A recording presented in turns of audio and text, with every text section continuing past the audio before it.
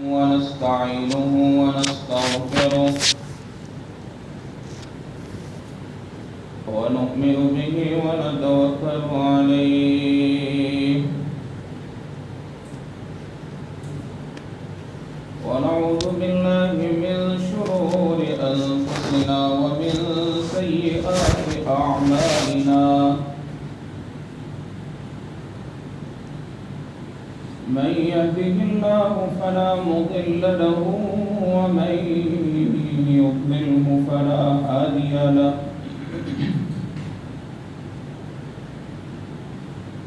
ونشهد أن لا إله إلا الله وحده لا شريك له ونشهد أن سيدنا ومولانا محمدا عبده ورسوله أما بعد فأعوذ بالله من الشيطان الرجيم بسم الله الرحمن الرحيم إنا أنزلناه في ليلة القدر وما أدراك ما ليلة القدر ليلة القدر خير من ألف شهر تنزل الملائكة والروح فيها بإذن ربهم من كل أمر سلام هي حتى مطلع الفجر صدق الله مولانا العظيم رب اشرح لي صدري ويسر لي أمري واحلل عقدة من لساني يفقهوا قولي ایک مرتبہ درود پاک کر اللهم صل على سيدنا محمد وعلى آل سيدنا محمد وبارك وسلم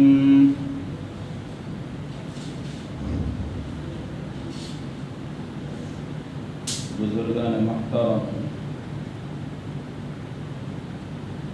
وعزیزان مکرم،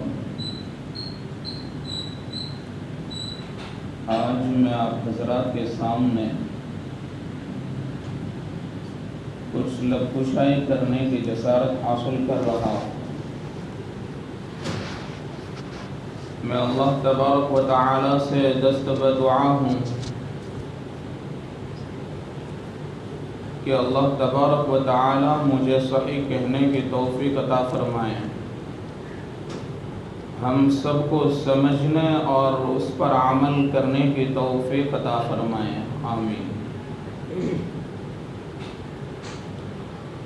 محترم سامعین، اللہ تبارک و تعالی نے ہمیں یہ رمضان المبارک کا مہینہ عطا فرمایا۔ مہینہ عطا ہی نہیں فرمایا بلکہ اس کے اکثر دن گزر چکے، اب ہم اس کے آخری عشرے کی طرف جا رہے ہیں، اور اللہ تبارک و تعالی کا محض یہ فضل و کرم ہوا کہ 20 روزے اللہ تبارک و تعالی نے اطاعت اور فرما برداری میں گزارنے کی توفیق عطا فرمائی۔ ہم دیکھتے ہیں کہ ہمیں یہ ماہ مبارک مل گیا ہے، بہت سے لوگ جو ہمارے ساتھ تھے، جن کو ہم دیکھا کرتے تھے، آج ہماری آنکھیں انہیں نہیں دیکھ رہی، تو یہ اللہ تبارک و تعالی کا ہی فضل ہے کہ اس نے ہمیں یہ ماہ مبارک عطا فرما دی۔ پھر اللہ کے نبی کریم صلی اللہ علیہ وسلم نے ایک مرتبہ رمضان المبارک کا انٹروڈکشن کروایا، اس کی پہچان فرمائی اور فرمایا عن سلمان رضی اللہ تعالی عنہ قال خطبنا رسول اللہ صلی اللہ علیہ وسلم فی آخر یوم من شعبان فقال یا ایہا الناس قد اضلکم شہر عظیم۔ یہ شعبان کے اخیر میں فرمایا تھا کہ قد اضلکم شہر عظیم، کہ تمہارے اوپر ایک بڑا بابرکت مہینہ سایہ فگن ہونے والا ہے۔ یہ سایہ فگن ہو چکا ہے، آ گیا ہے، ماہ مبارک کو ہم نے پا لیا ہے۔ شہر مبارک شہر فیہ لیلۃ خیر من الف شہر، اس کے اندر اللہ کے نبی کریم صلی اللہ علیہ وسلم نے پہچان کرتے ہوئے فرمایا کہ اس کے اندر ایک رات آنے والی ہے جو 1000 مہینوں سے بہتر۔ اب ہم نے جو 20 دن گزارے ہیں، ایسے تو رمضان المبارک کی ہر ایک گھڑی بابرکت اور باسعادت ہے، مگر یہ جو آخری 10 دن ہے یہ تمام یعنی یہ پورے رمضان المبارک کا نچوڑ اور خلاصہ ہے۔ اور آپ صلی اللہ علیہ وسلم جب یہ 10 دن آتے تھے تو اس میں اپنی عبادت میں زیادتی فرما دیتے تھے۔ کان رسول اللہ صلی اللہ علیہ وسلم یجتہد فی آخر العشرۃ من رمضان ما لا یجتہد فی غیرہ، کہ اپنی عبادت کی جو کوشش ہوتی تھی اس کو اور زیادہ کر دیتے تھے، اللہ تبارک و تعالی کی طرف متوجہ ہو جاتے تھے، اللہ تبارک و تعالی کی طرف اپنا پورا رجوع کر لیتے تھے۔ تو عرض کرنے کا مقصد یہ ہے کہ یہ جو آخری 10 دن ہے یہ بڑے بابرکت ہیں اور رمضان المبارک کا خلاصہ ہے اور رمضان المبارک کا نچوڑ اور عطر ہے، تو ہمیں اس کی قدردانی کرنی چاہیے۔ پھر اس کے بعد ایک مرتبہ جناب رسول اللہ صلی اللہ علیہ وسلم پچھلی امتوں کا ذکر فرما رہے ہیں کہ پچھلی امتوں میں اللہ تبارک و تعالی نے ان کو لمبی لمبی عمریں عطا فرمائی، تو یہ سن کر صحابہ کرام رضوان اللہ تعالی علیہم اجمعین مغموم ہوئے، ان کو یہ غم لاحق ہوا کہ ان کی تو بڑی بڑی عمریں ہوا کرتی تھی، جس عمر میں وہ اللہ تبارک و تعالی کی رحمتوں کو جمع کر لیتے تھے، اللہ تبارک و تعالی کے قرب کو حاصل کر لیتے تھے، وہ ان کے پاس اتنی لمبی عمریں ہوا کرتی تھی جس کے اندر وہ نمازیں بھی پڑھ لیتے تھے، وہ صدقات وغیرہ اگر کرتے تھے تو وہ بھی اس کا حق ادا کر لیتے تھے، اگر وہ روزہ رکھتے تھے تو وہ روزہ رکھ لیتے تھے۔ ان کے مقابلے میں اگر ہماری زندگی دیکھی جائے اور ہم اپنی زندگی پر غور کریں، ہماری زندگی تو کیا ہوتی ہے، 50 سال 60 سال، اگر بہت زیادہ کوئی چلا گیا تو 70 اور 80 جاتے ہیں۔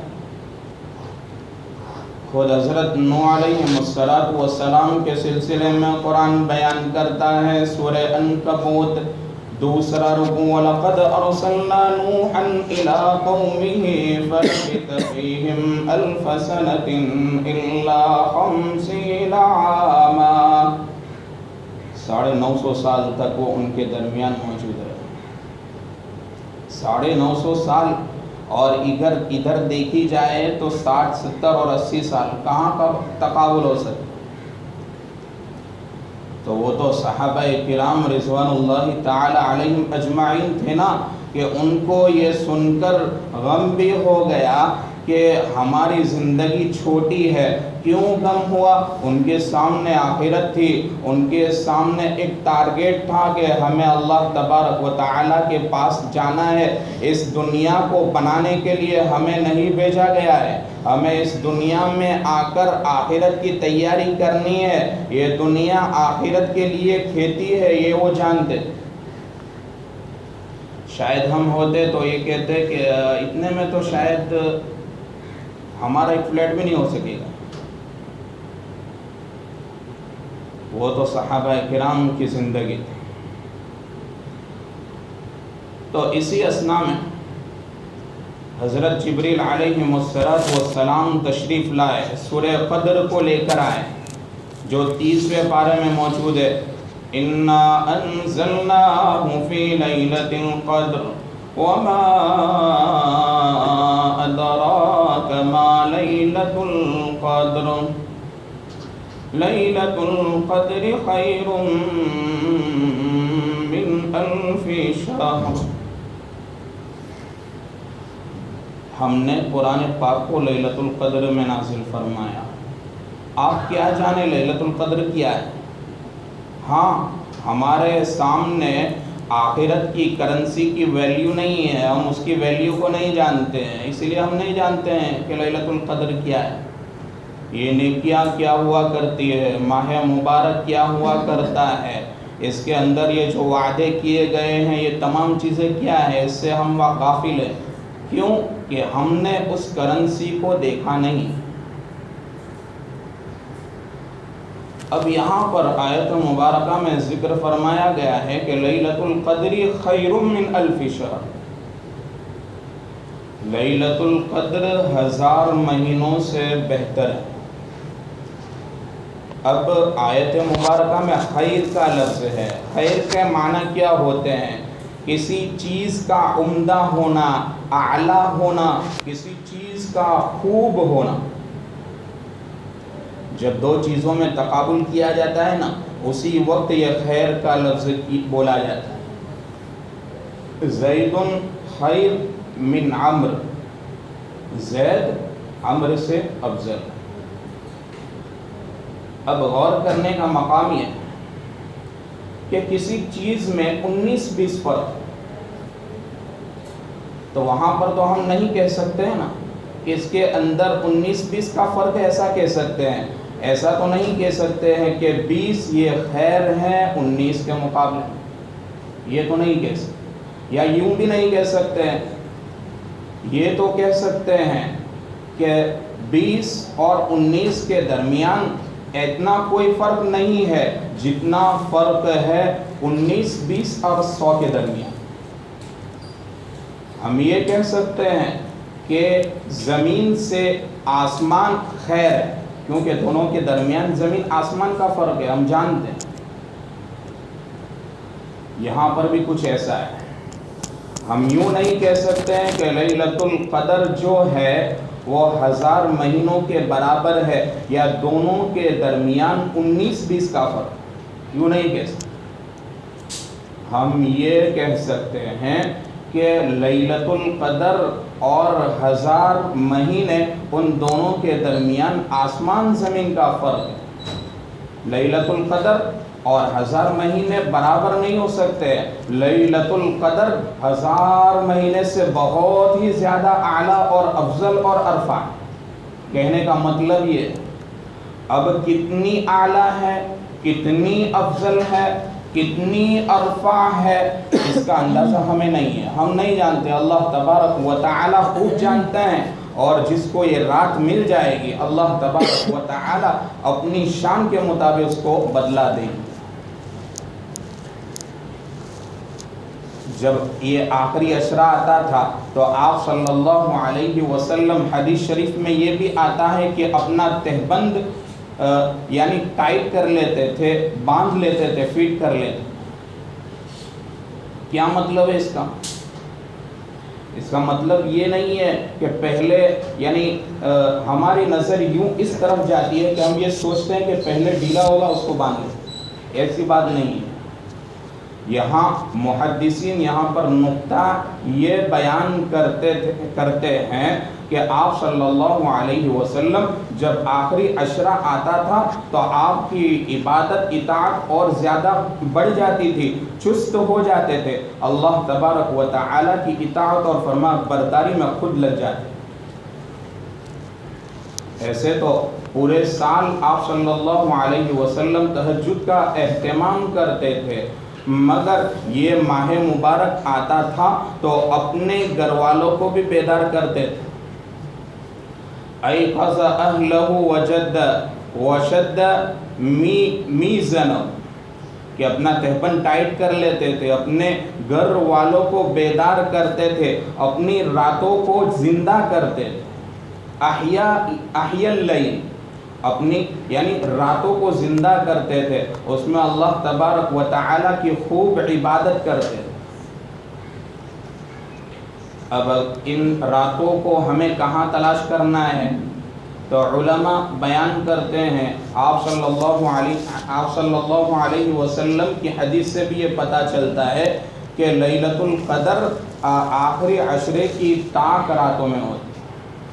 طاق راتیں کون سی ہے؟ جس کو ہم اپنی زبان میں ایک ہی کہتے ہیں، 1 ہوئی، 3 ہوئی، 5 ہوئی، 7 ہوئی، 9 ہوئی، یعنی 21ویں شب، 23ویں شب، 25ویں شب، 27ویں شب، 29ویں شب۔ ان راتوں میں ہمیں کرنا کیا ہے؟ کرنے کے اعمال کیا ہے؟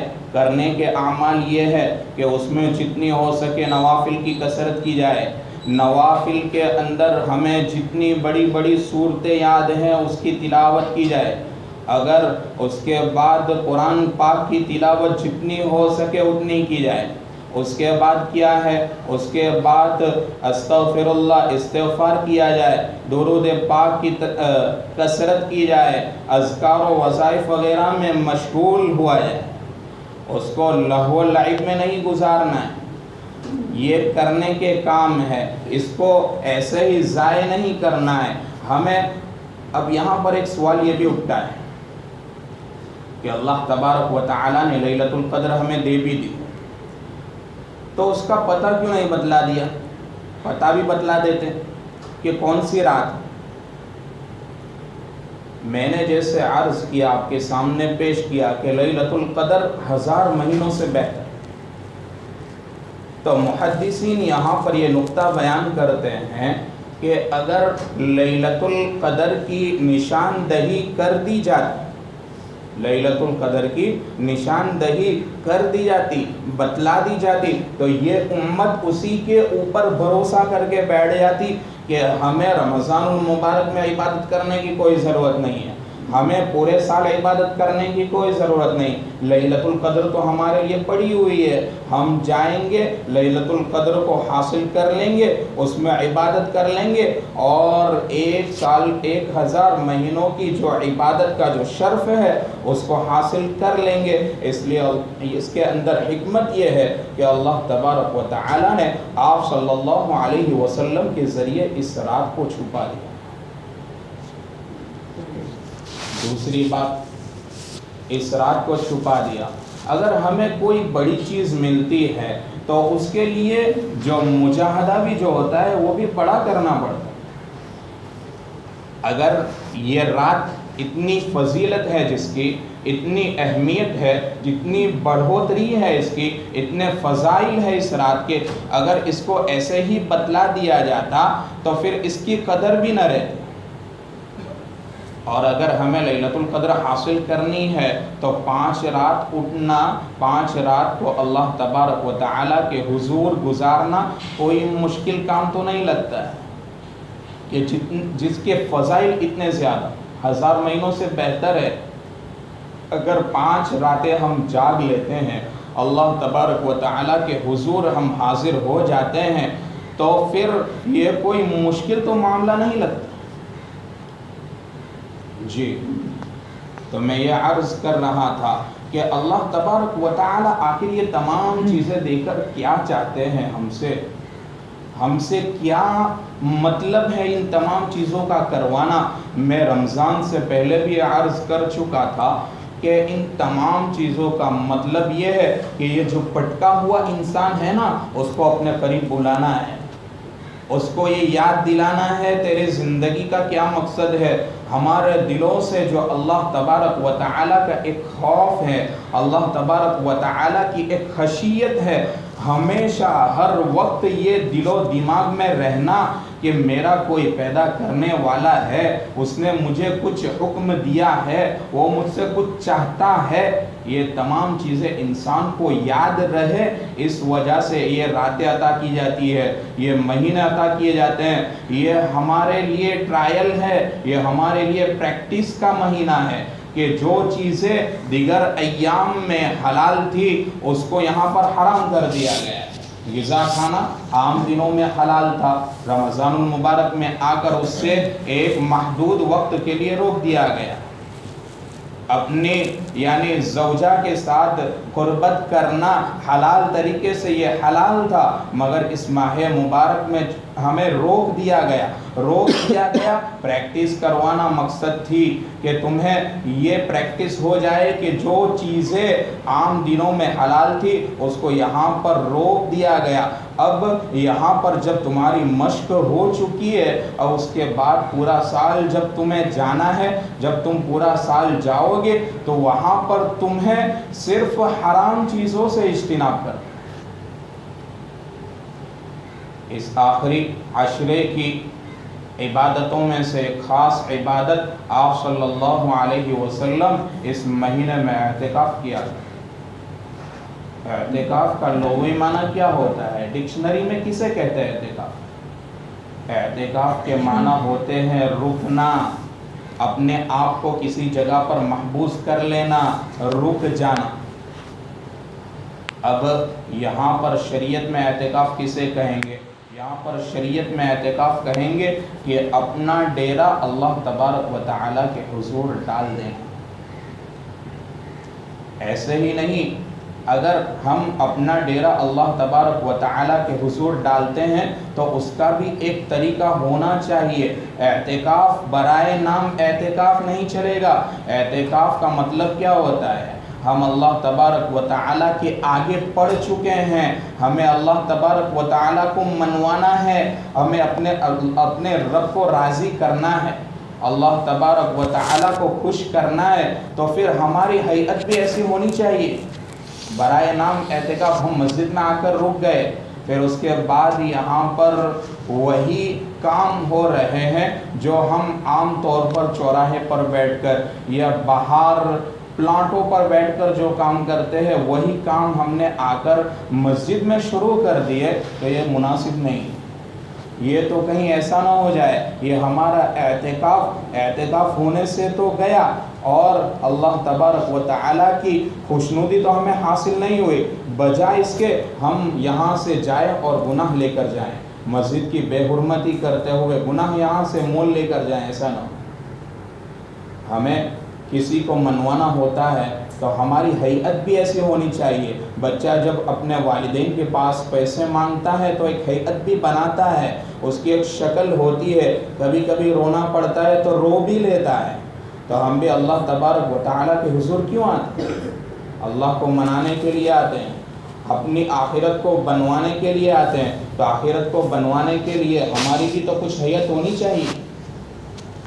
اگر ہم یہاں پر آتے ہیں، اعتکاف کرتے ہیں، پھر رات کو یہاں پر بیٹھ کر ہماری ایک مجلس لگتی ہے، دوست برادر آتے ہیں، 10-15 لوگ یہاں پر جمع ہو جاتے ہیں، اور اس کے بعد وہ خف شپ ہو رہی ہے، تمام چیزیں ہو رہی ہیں، یہ چیزیں اعتکاف تو اپنی جگہ پر اعتکاف ہو جائے گا، مگر اعتکاف کا مقصد ہمیں حاصل نہیں ہوگا، اعتکاف میں وہ روح نہیں رہے گی، اعتکاف میں وہ جان پیدا نہیں ہوگی، اللہ تبارک و تعالی اور ہمارا جو ایک کنیکشن ہونا چاہیے، ایک تعلق ہونا چاہیے، وہ نہیں ہوگا۔ تو غالباً تمام چیزیں آ چکی ہیں۔ اللہ تبارک و تعالی سے دعا ہے کہ اللہ تبارک و تعالی ہمیں ان ماہ مبارک کو یہ اصول کرنے کی توفیق عطا فرمائے، جو 10 دن رہ چکے ہیں اس میں خوب سے خوب بہتر عبادت کرنے کی توفیق عطا فرمائے، اور جو باقی ہمارے ان ایام میں جن چیزوں کی کمی رہ گئی ہے، جن چیزوں کی کوتاہی رہ گئی ہے، ہمیں یہ بات کو ذہن نشین کر لینا ہے کہ ان 10 دنوں میں ان تمام چیزوں کو وصول کر لینا ہے۔ اس ماہ مبارک میں قرآن پاک کی تلاوت خوب سے خوب ہونی چاہیے۔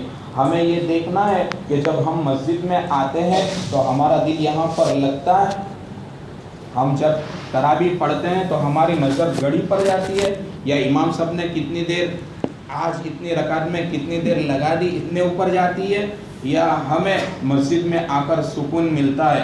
اگر مسجد میں آ کر سکون مل رہا ہے، ہمارا دل لگ رہا ہے، اس کا مطلب یہ ہوا کہ اللہ تبارک و تعالی ہم سے جو یہ چاہتے ہیں مسجد کے ماحول میں انسان آ جائے، میرے حضور آ جائے، اب تو وہ مقصد ہمارا حاصل ہو رہا ہے، یہ سمجھ لینا چاہیے۔ اگر ابھی بھی ہمارے اندر یہ چیز پیدا نہیں ہو رہی ہے، ہمارا دل نہیں لگ رہا ہے، ہمیں عبادت کرتے ہوئے ابھی بھی بوجھ محسوس ہو رہا ہے، تو پھر اس کا یہ مطلب ہے کہ ہمیں اور اپنے گناہوں پر رونے کی ضرورت ہے۔ اللہ تبارک و تعالیٰ کے حضور اپنے گناہوں سے رونے کی، اپنے گناہوں کو معاف کروانے کی ضرورت ہے۔ میں اللہ تبارک و تعالیٰ سے دعا کرتا ہوں کہ اللہ تبارک و تعالیٰ کہیں سنی باتوں سے زیادہ عمل کی توفیق عطا فرمائے۔